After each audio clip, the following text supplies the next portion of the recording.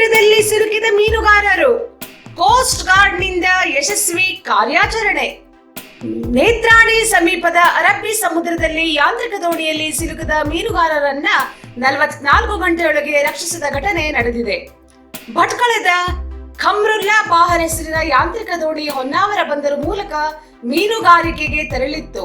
ಗುರುವಾರ ಮಧ್ಯಾಹ್ನ 2 ಗಂಟೆಗೆ ದೋಣಿಯ ಮಷಿನ್ ಹಾಳಾಗಿದ್ದರಿಂದ ಸಮಸ್ಯೆಗೆ ಈಡಾಯಿತು.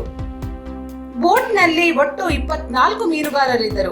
ಅಪಾಯಕ್ಕೆ ಸಿಲುಕಿದ ಮೀನುಗಾರರ ರಕ್ಷಣೆಗಾಗಿ ಸಂಬಂಧಪಟ್ಟ ಕೋಸ್ಟ್ ಗಾರ್ಡ್, ಕರಾವಳಿ ಕಾವಲು ಪಡೆ ಪೊಲೀಸರ ಸಹಾಯ ಯಾಚಿಸಿದ್ದರು.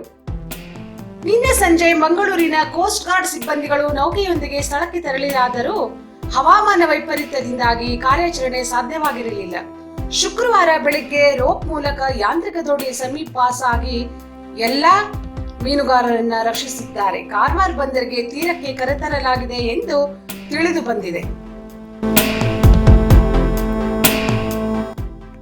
ಡ್ರಗ್ಸ್ ದಂಧೆ ವಿರುದ್ಧ ಕ್ರಮದ ಕುರಿತು ಬಿಜೆಪಿ ಜಿಲ್ಲಾ ಯುವ ಮೋರ್ಚಾ ನೇತೃತ್ವದ ವತಿಯಿಂದ ಜಿಲ್ಲಾಧಿಕಾರಿಗೆ ಮನವಿ.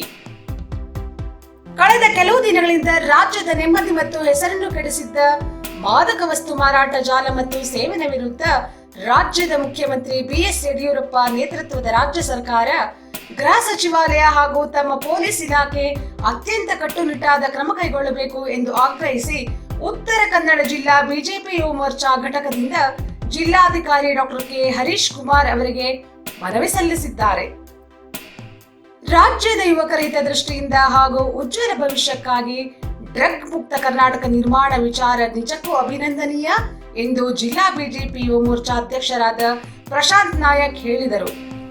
ಮನವಿ ಸಲ್ಲಿಕೆ ಸಮಯದಲ್ಲಿ ತಾಲೂಕಾ ಯುವ ಮೋರ್ಚಾ ಅಧ್ಯಕ್ಷರಾದ ಶ್ರೀ ಶುಭಂ ಜಿ ಕಳಸ, ಗ್ರಾಮೀಣ ಘಟಕ ಅಧ್ಯಕ್ಷ ಶ್ರೀ ಪ್ರಣಯ್ ರಾಣೆ, ಅಂಕೋಲಾ ತಾಲೂಕಾ ಅಧ್ಯಕ್ಷರಾದ ಸಂತೋಷ್ ನಾರ್ವೇಕರ್, ಜಿಲ್ಲಾ ಕೋಶಾಧ್ಯಕ್ಷ ಶ್ರೀ ರೋಷನ್ ನೇತಲ್ಕರ್, ಸದಸ್ಯರಾದ ಜನಾರ್ದನ್ ಗಂಗಾವಳಿಕರ್, ತಾಲೂಕಾ ಪ್ರಧಾನ ಕಾರ್ಯದರ್ಶಿ ನಾಗರಾಜ್ ದುರ್ಗೇಕರ್, ಉಪಾಧ್ಯಕ್ಷರಾದ ಅವಿನಾಶ್ ಉಳ್ವೇಕರ್, ಸಿದ್ದೇಶ್ ಬಾಂದೇಕರ್, ರೋಷನ್ ಮಡಿವಾಳ್, ಭರತ್ ಕುಡ್ತಲ್ಕರ್, ಸಾಯಿನಾಥ್ ಬಾಳ್ಕರ್, ಪ್ರಸಾದ್, ಸಂದೇಶ್ ಅರ್ಜುನ್, ಅಕ್ಷಯ್ ಪ್ರತಾಪ್, ಅಂಕುಶ್, ಕಮಲಾಕ್ಷ್, ಅಮನ್, ಪವನ್ ನಾಯ್ಕ್, ನೋಯಲ್, ಲತೇಶ್ ಟಂಡೂಲ್ಕರ್, ಕ್ರಿಸ್ಟೋಫರ್, ಸಮೀರ್, ಸಂಜಯ್, ಅಮರ್, ಮನೋಜ್ ಆಚಾರ್ಯ ಸೇರಿದಂತೆ ಅಂಕೋಲಾ ತಾಲೂಕು ಯುವಕರು ಉಪಸ್ಥಿತರಿದ್ದರು.